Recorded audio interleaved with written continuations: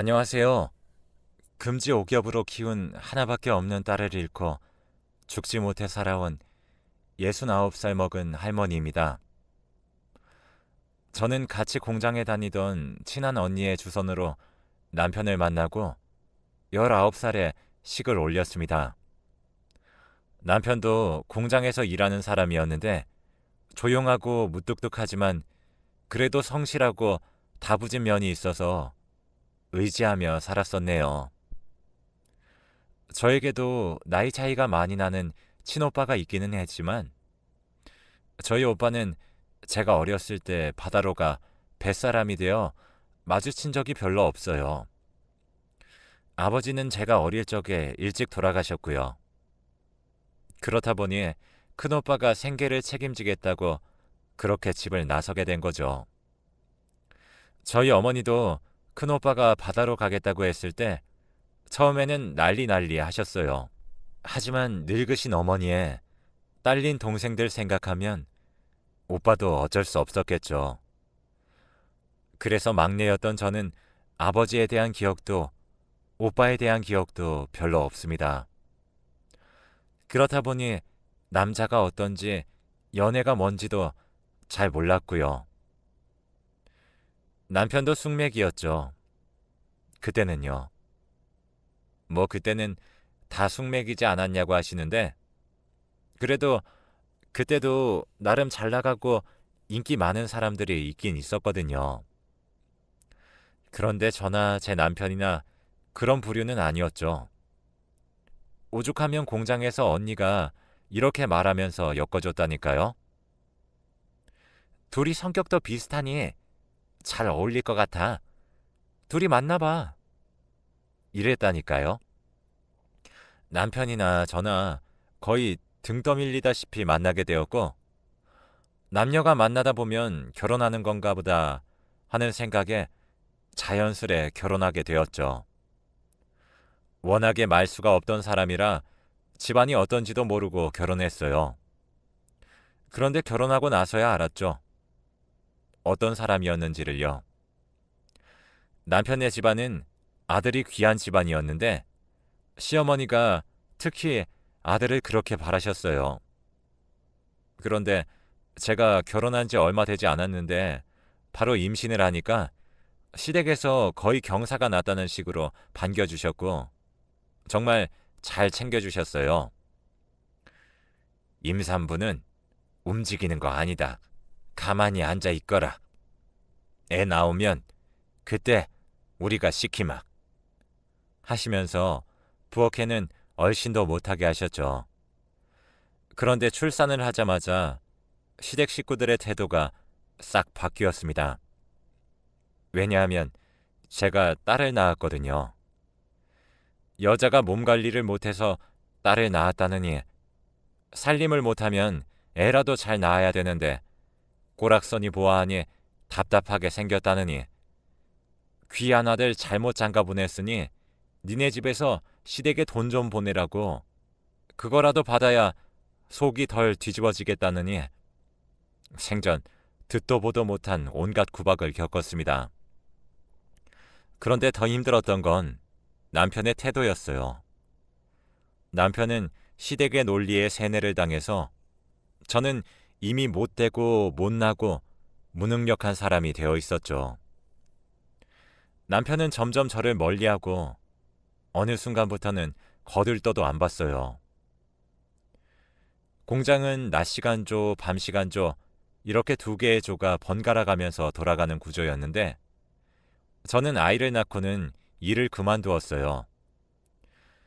그래도 공장 일이 어떻게 돌아가는지 알고 있기 때문에 출퇴근 시간이라던가 하는 일들은 다 뻔한 건데도 남편은 그 알만한 시간들에 맞춰 생활하지 않았어요. 혼자 일을 더 하는 건지 누구랑 교제를 한 건지 제가 남편의 일정을 알 수 없게 행동을 하더라고요. 그러더니 어느 순간부터는 낮 시간에 일하고 들어와야 하는 일정인데도 들어오지 않았고요. 밤 시간에 일하면 새벽에 들어와야 하는데 출근하기 직전에 들어와 씻고만 나가는 때도 많더라고요. 당연히 수상했죠. 하지만 의심하거나 추궁하지는 않았습니다. 시댁으로 인해 부부 사이는 서먹서먹할지라도 제가 지 새끼를 낳았는데 애한테 매정하게 굴 리가 없다고 생각했죠. 그래서 더 열심히 일하려나 보다 싶었네요. 하지만 그런 생활이 3년인가 지속되더라고요. 마주칠 일 없으니 당연히 사이는 멀어졌고 어쩌다 제가 말이라도 걸려고 하면은 짜증부터 내더군요. 시댁에서는 시어머니가 구박을 하셨고요. 아들 낳을 거 아니면 갈라서라느니 시간만 지체시키지 말고 말이죠. 그런데 애는 저 혼자 만드나요? 당연히 있을 수 없는 일이었죠. 남편 얼굴도 보기 힘든데 아들이 들어설 리가 만무했지요. 그런데 어느 날 시어머니는 저에게 청천벽력 같은 이야기를 하시더군요. 우리 애 아들 가졌다. 너는 이제 나가거라. 이게 무슨 말인가 싶었죠. 그랬더니 공장에 다니는 여자랑 바람이 났다네요. 그것도 꽤 오래된 일이었나 봐요. 남편도 남편이지만 첩주제 지가 뭐라고 시댁도 왕래를 한 모양인지 시어머니는 그 여자를 며느리처럼 여긴 모양이더군요. 옛날에야 왕이 여러 여자를 거느렸다지만 이게 말이나 되는 소린가요? 저는 남편한테 이게 어떻게 된 일이냐고 따져 물었어요. 그랬더니만 한다는 소리가 가관이더군요. 어머니가 하신 말씀이 맞아. 그 여자가 낳은 아기 아들이란다. 그래서 그 여자랑 살 테니까 너도 네 갈 길 가라. 하루아침에 쫓겨난 신세가 되고 저는 4살 된 딸을 업고 길바닥에 나앉았습니다. 친정에는 차마 갈 수가 없겠더라고요. 딸이 이런 푸대접을 받고 쫓겨난 걸 엄마가 아시면 얼마나 속상하시겠어요. 그래서 친정에도 발길을 끊었습니다. 그리고는 기사식당에 숙식 제공되는 곳이 있다기에 전화를 걸어 물어보았죠. 부엌 옆에 방이 있어서 일하다가 힘들면 쉬기도 하고 24시간 운영되다 보니까 직원들이 번갈아 가며 눈붙이는 곳이 있다고 하더라고요. 남자, 여자 이렇게 나누어진 공간이 2개나 있으니 숙식은 걱정 없다는 말에 당장 제가 일할 수 있으니 시켜만 달라고 했죠. 그리고 일을 시작하는 첫날 저는 겁없이 아기를 업고 그 식당에 찾아가 부엌으로 들어갔습니다. 손님으로 생각했던 사장님은 곧바로 부엌으로 향하는 저를 보시고는 화들짝 놀라셨죠. 아니, 일을 하겠다는 사람이 애를 데리고 오면 어떡합니까? 사장님, 정말 죄송해요. 그런데 제가 애가 있다고 하면은 사장님이 저를 직원으로 써주지 않으실 것 같아서 염치불구하고 이렇게 왔습니다. 제발 저 좀 일할 수 있게 해주세요. 사장님은 기겁을 하셨지만 제 딱한 사정을 들으시고는 알았다고 하시더라고요. 그러면서 그 2방 옆에 창고로 쓰고 있던 쪽방이 있었는데 2평 남짓되는 작은 방이지만 저랑 아이가 생활하는 데는 괜찮을 거라면서 머물 공간을 마련해 주시더군요. 사장님의 따뜻한 배려에 일하러 온 첫날부터 눈물 콧물을 쏟았습니다. 사장님 덕분에 2평 남짓한 그 쪽방이 저에게는 궁궐보다 편안하고 안락했네요. 그렇게 일을 하면서 아이를 키웠는데 혼자 산 지 2년인가 밖에 지나지 않았을 때 뜻밖의 소식이 들려오더군요. 무슨 소식이었냐고요? 남편의 사망 소식이요. 정말 어이가 없죠? 남편은 저랑 헤어지고 공장 다니는 다른 여자랑 바람이나 살림을 차리고 잘 사는 것 같더니만 원래 시댁이 집안 내력으로 병이 있대요. 그래서 조심히 살아야 한다고 했나 봐요. 근데 남편이 나름 두 집 살림하느라 고생을 좀 한 건지 몸이 무거운 것 같아서 병원에 가봤더니만 혈액암이라는 진단을 받고 얼마 안 지나서 하늘로 가버렸다고 하는 겁니다. 원래 남편 덕볼 생각도 없었고 남편이 애한테 정을 주거나 그런 건 아니었어서 별로 슬프지도 않았어요. 그런데 딸을 생각하니 속상하긴 하더라고요. 저한테는 쓸모없는 남편이었지만 딸아이는 아직 한참 어린 아이인지라 그동안 아빠 없이 살았다고 하더라도 앞으로도 아빠의 손길이 더 필요한 순간이 많을 텐데 아예 아빠의 존재가 사라지는 건 너무 슬프지 않나 해서요. 그런데 이제 와서 그런 게 무슨 소용이 있나요? 에비노를 타고 가라고 붙잡을 수도 없으니 남들 몰래 저 혼자 한탄만 늘어놓을 뿐이었죠. 그래서 딸에게 아빠의 빈자리를 채워주려고 노력을 많이 했어요. 제 사정을 아니까 식당 사람들도 제 딸을 자신들의 조카처럼 잘 챙겨주었어요. 그래서 저는 염치불구하고 딸에게 말했었죠. 아빠 대신에 식당 삼촌들이랑 배달 삼촌들이랑 사장님이 아빠처럼 항상 지켜주고 있으니 걱정 말아라. 알았지? 그래서 그런지 딸도 식당에서 사람들을 잘 따르면서 잘 지냈어요. 돈을 모아서 집을 마련하기까지는 상당히 오랜 시간이 걸리더군요. 여자 혼자서 애 키우는 게 쉽지 않은 건 사실이지만 딱히 돈 쓸 곳이 많지 않았기 때문에 기를 쓰고 돈을 모은 것도 있었죠. 딸아이가 자랄수록 자신의 방도 필요할 거라는 생각 때문에 아끼고 아껴서 집 살 날만 손꼽아 기다렸어요.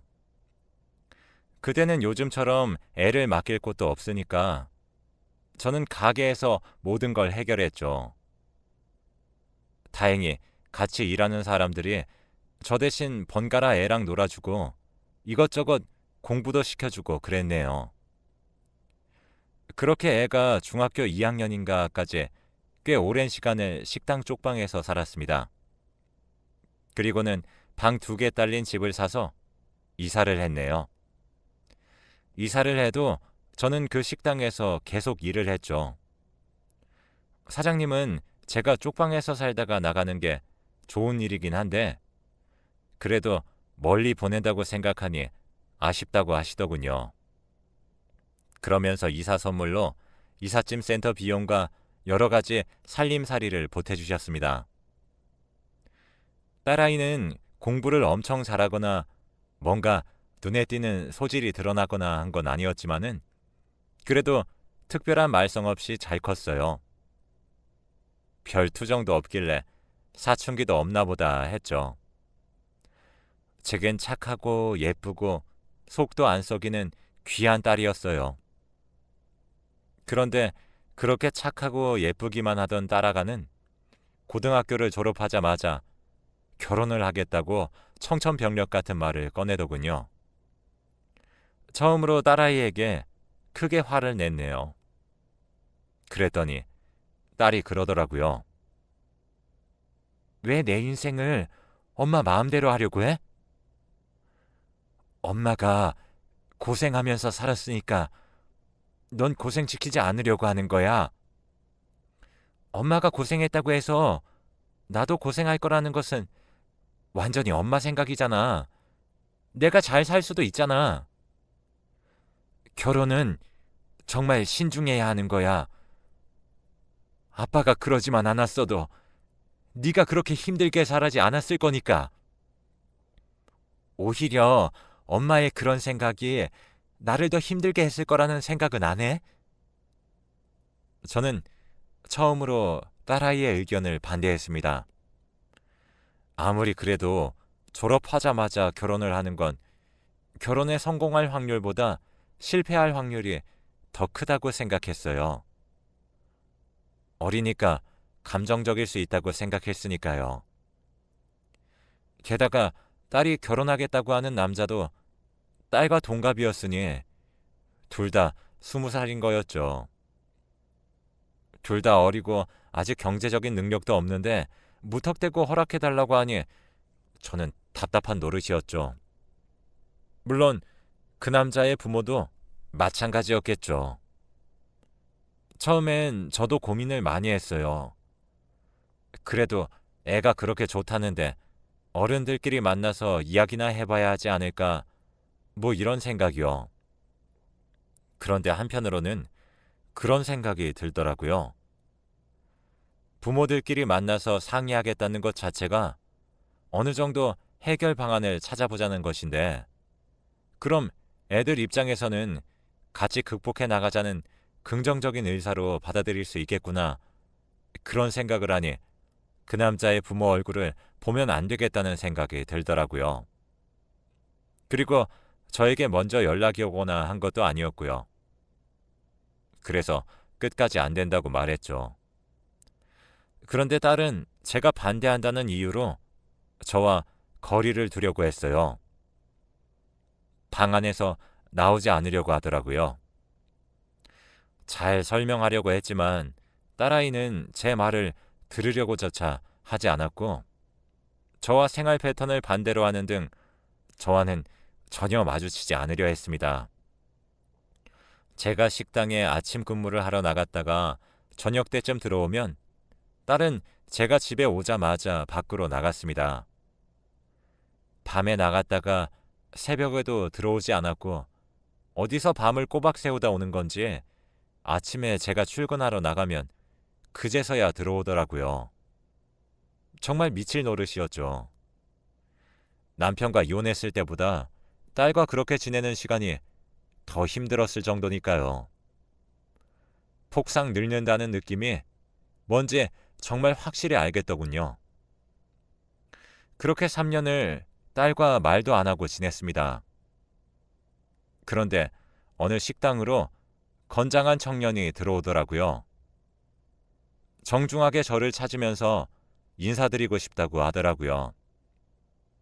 누구냐고, 무슨 일로 찾아오셨냐고 물었죠. 그랬더니 딸이 알려줬다고 하면서 제 딸과 결혼하고 싶다고 하더라고요.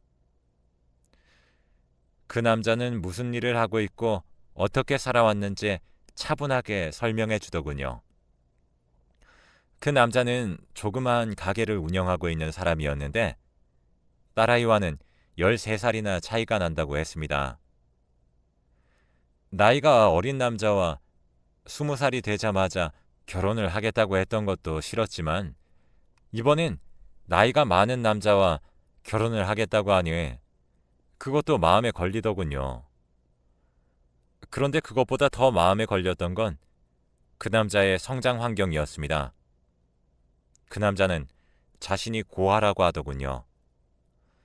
아주 어릴 적에 부모님이 이혼을 했고 둘 다 아이를 키우지 않겠다고 하여 부모로부터 버려졌다고 해요. 그래서 외할머니 손에 자랐는데 할머니가 중학교 때 돌아가시고 나서는 혼자 생활했다고 하더군요.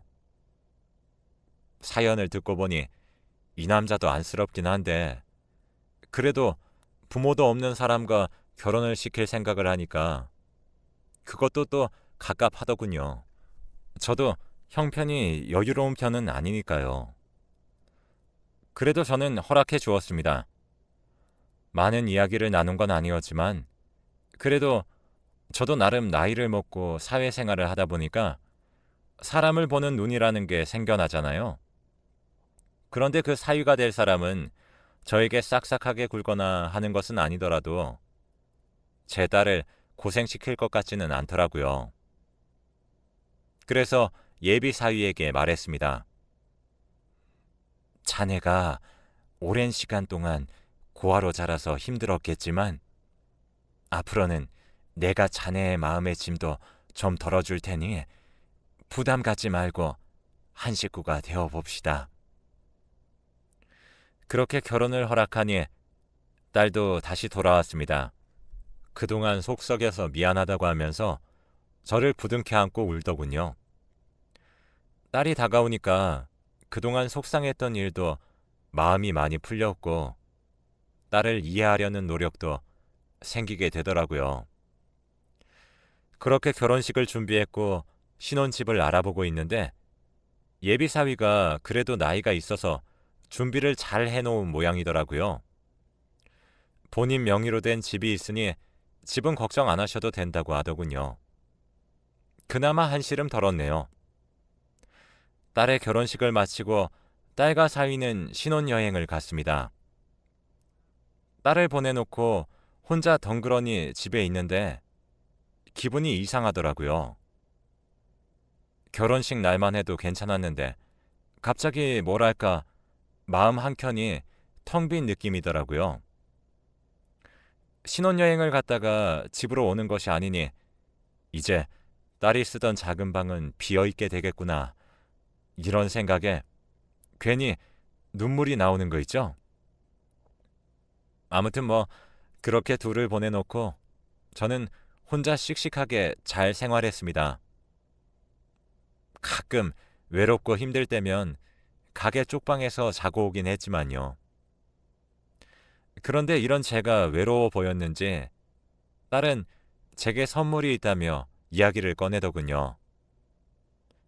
무슨 선물인가 하니 바로 손주 소식이었습니다. 엄마, 이제 무리해서 일하지 말고 손주 봐주면서 쉬엄쉬엄 해요. 손주 말만 들어도 기분이 좋더라고요. 내 딸이 아기를 가졌다는 소식에 놀랐고 감격스러웠습니다. 그런데 이상하게도 사위의 얼굴이 썩 좋지 않더라고요. 전에도 왕래를 자주 한 것은 아니지만 그래도 저에게 노력하는 모습들이 좋게 보였는데 무슨 일인지 통 연락도 없고 힘들어 하더군요. 저는 딸에게 물었죠. 최서방, 요즘 무슨 일 있는 거야? 요즘 가게가 바쁘대? 남자들은 여자가 임신하고 그러면 책임감이 갑자기 커져서 도망가고 싶어하고 부담을 느끼는 경우가 있다는데 최서방이 그런 거 아니야? 글쎄, 그런 건 모르지. 근데 신경 쓰지 마. 내가 알아서 할게. 그래도 어떻게 신경을 안 쓰겠어요. 신경이 곤두섰죠. 그런데 아니나 다를까 사위는 저와 제 딸을 배신하고 말았더군요. 딸이 임신 8개월 때 사위는 우리 딸을 두고 도망을 가버렸습니다. 사위가 사놓았던 집은 팔아버렸고 새로운 집주인이 들어와 임산부인 우리 딸에게 나가달라고 사정을 하더라고요. 정말 청천벽력 같은 일이었죠. 저는 땅을 치고 후회했습니다. 한 번 더 말려볼걸. 부모 없이 자라도 바르게, 곱게, 훌륭하게 자란 줄 알았고 경제적으로도 어느 정도 괜찮다고 생각했는데 제가 너무 대수롭지 않게 생각하고 결혼을 시켰나 싶어 후회가 되더라고요. 자다가도 사위 얼굴이 떠올랐고 저는 정말 너무 괘씸하고 답답하고 그렇더라고요. 아니 어떻게 나이도 있는 사람이 그렇게 책임감이 없을 수가 있을까요? 오히려 제 딸은 담담했습니다. 그래도 내 새끼인데 어쩌겠어. 내가 잘 키워야지 뭐. 딸은 금방 어른이 된 것 같더라고요. 딸은 얼마 후 딸을 낳았습니다. 아기가 어찌나 작은지 손녀딸을 품에 안고 살랑살랑 흔들며 걸었네요. 너무도 작은 것이 참으로 사랑스럽고 귀엽더군요. 딸은 아이를 낳고서는 저에게 부탁을 했습니다. 엄마, 내가 엄마가 되어보니까 이제 좀 알겠다. 애가 이렇게 작고 예쁘구나. 나도 이 아이를 위해서 열심히 살아봐야겠다는 생각이 드네.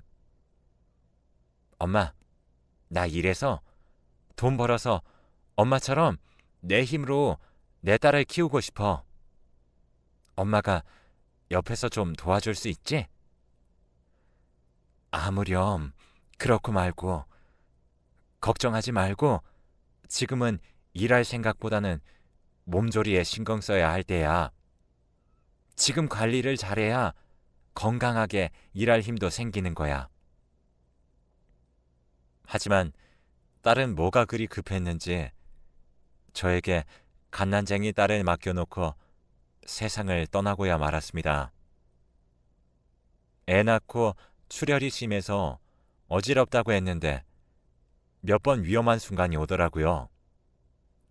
그래도 딸이 어리니까 괜찮지 않을까 싶었는데 딸은 갓난쟁이 딸을 두고 그렇게 가버렸습니다. 정말 뭐라 말할 수 없을 정도로 생각만 해도 심장이 찢어지는 듯하고 가슴이 아프고 저려옵니다. 세상이 다 원망스럽더라고요.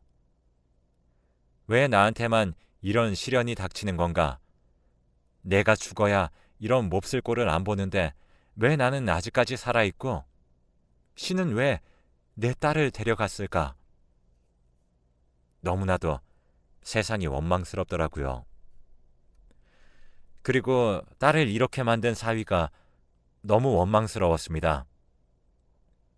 저는 약 2달간의 수소문 끝에 사위를 만날 수 있었고 사위는 제 이야기를 듣고는 차마 고개를 들지 못하더군요.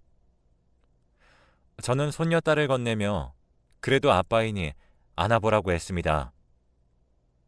그랬더니 사위는 자기 딸을 안고 눈물을 흘리더군요. 저에게 며칠만 시간을 달라고 하면서 아기를 돌보면 안 되겠냐고 하더라고요.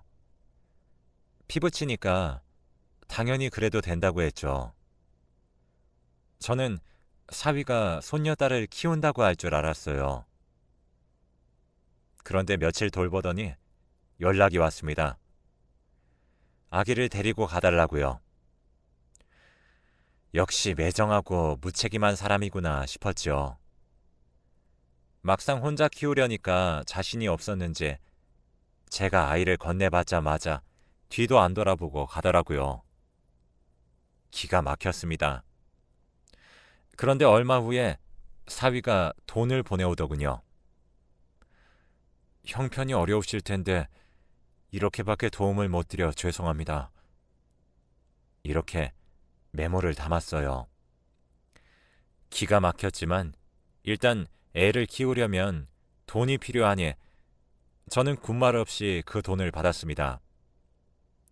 손녀딸은 무럭무럭 자랐고 부모 없이 할머니랑 살면서도 어찌나 똘똘하고 야무진지 혼자 무리 없이 생활을 다 하더군요.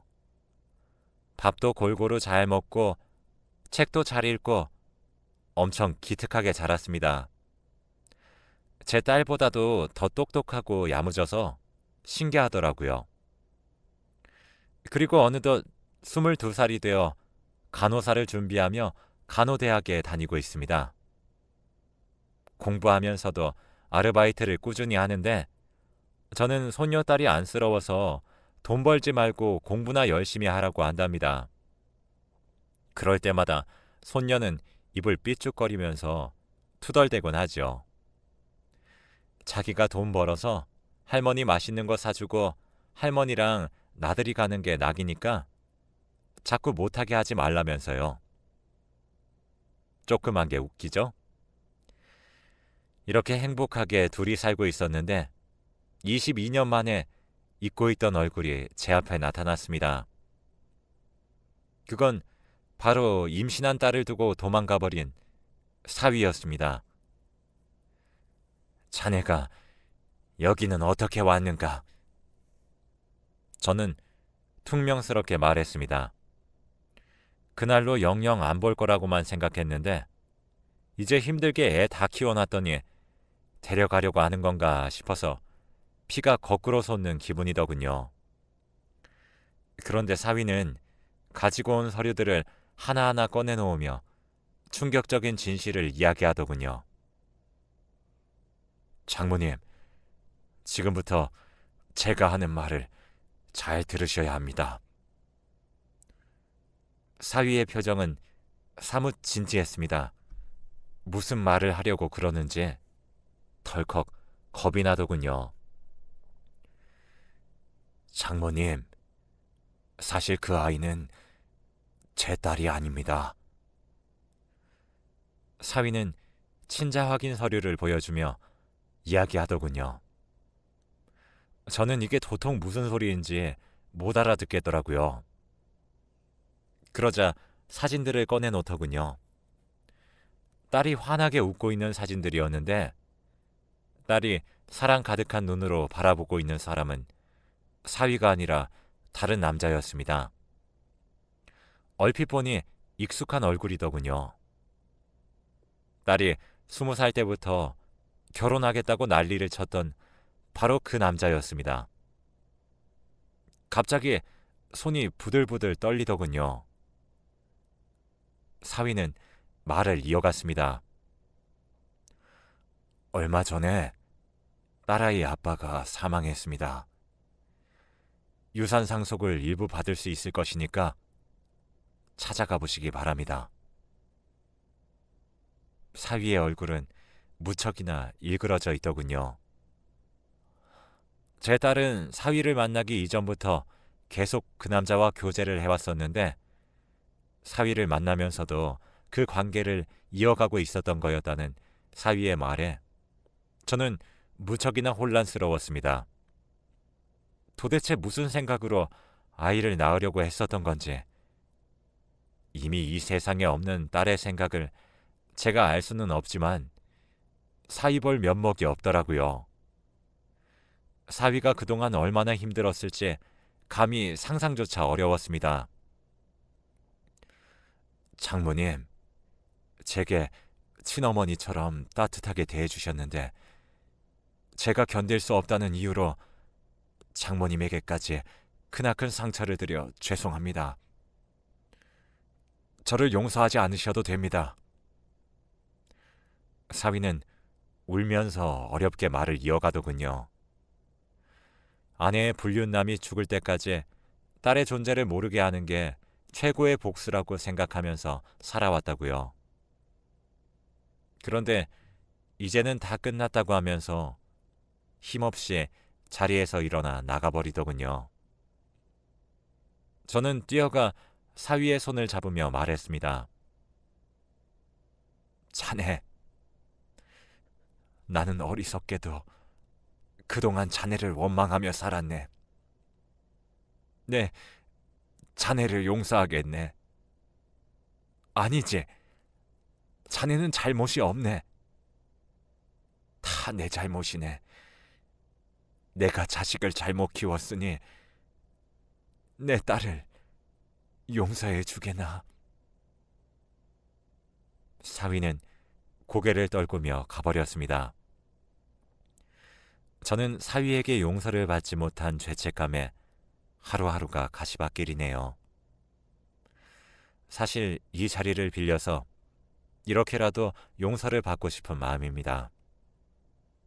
우리 사위가 이 사연을 듣고 변명 같지만 제가 힘들게 여태껏 살아온 인생 이야기를 들으면서 조금이나마 저를 헤아려 주기를, 노인에 대한 분노를 조금이나마 덜어주기를 부탁하는 마음입니다.